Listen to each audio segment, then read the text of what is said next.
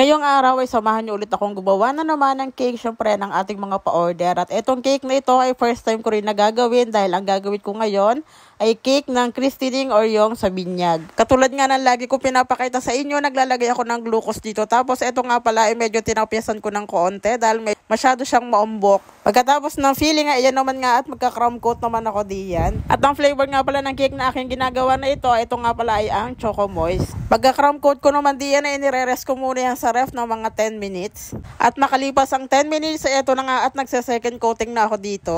Bali, magiging kulay nga pala ng cake na ito ay puti at saka violet. At yung kulay violet nga pala nito, sa may bandang ibaba ko siya ilalagay. At sa punto nga ito ay gumamit na nga ako dito ng piping bag para nga hindi nga siya masyadong makalat. Saka ko naman siya gagamitan ng spatula para nga para pantayin. Pero dahil hindi nga ako satisfied sa papakinis ko diyan gamit ng spatula, ayan, gumamit ako diyan ng baraha. Pagkatapos naglalagay naman ako na ganyang design. First time ko rin yan nagawa at sabi ko nga ay madali lang pala gawin yun. Nakala ko kasi mahirap. Pagkatapos ay nagpipe na rin ako ng rosette diyan. Bali meron nga pala tayong tinutularan. Yun kasi binigay ni client na magiging inspo nga nitong cake na ito. Pero hindi naman natin totally ginaya dahil nga yung tularan natin ito ay lahat yun ay violet. Eto nga, nakapaglagay na rin nga pala ako ng mga dredges dito. O diba, hindi na nakakapag-video. Simple lang ang ating design dito pero wag kataka cute na cute din diyan. Bali sa cake Christening na ito ay umorder din nga ho pala sila dito ng cupcake. Ano ba yan? Nabubulol na ako. Hindi ko na i-edit. Diretso na yan. Simpleng design lang din to. Rosette lang din yan. Pero pinaghalo ko yung kulay dahil gusto nga nila magkahalo yung kulay. Ayan,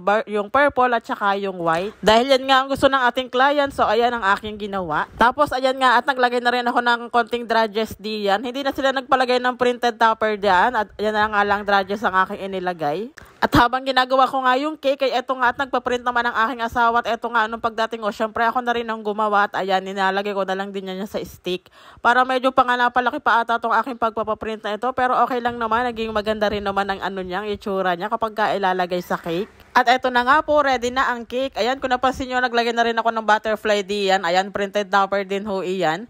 At ayan, nayari na ang ating cake. At eto naman ang ating 12 pieces na cupcakes. Ayan, ready na din. Next naman ang aking gagawin ay etong ubi cake. Ayan, bali ubi din ho pa ang flavor ng cake niyan. Yung kanina ho kasi ay chocolate moist yung ating ginawa. Bali itong cake order na to ay same day lang din ito. Bali ang aking cake na pa-order ngayon ay 3 nga pala iyan. At nauna ko na nga i-upload yung isa at yung isa nga ay yung money cake. At etong ginagawa kong ito ay color combination din iyan ng violet at saka ng puti. Ang kulay nga ho pala ng aking mga cake ay hindi ho ako ang nagde-decide kung ano hong ilalagay. Bali minsan ay nagsasuggest lang ako sa kanila pero kalimitan kasi ay yung mga client ang nagsasabi kung anong kulay ang ilalagay sa kanilang cake. Pero yung mga style na dyan sa gilid dyan, ako na lang din ang naglagay niyan dyan. At dyan sa my board, ayan, nagpipe lang din naman ako ng white diyan. At naglagay na rin nga pala ako ng rosette na violet dyan sa ibabaw. Nakapaglagay na rin ako ng dredges dyan sa gitna niya. Hindi ko na napansin at hindi pala ako nakapag-video dito. Buti na lang at nakapag-picture nga. At ayan nga, tapos na. Thank you po sa aking mga clients sa pag-order nyo ng cakes. Yun lang, salamat sa panonood. Hanggang sa muli.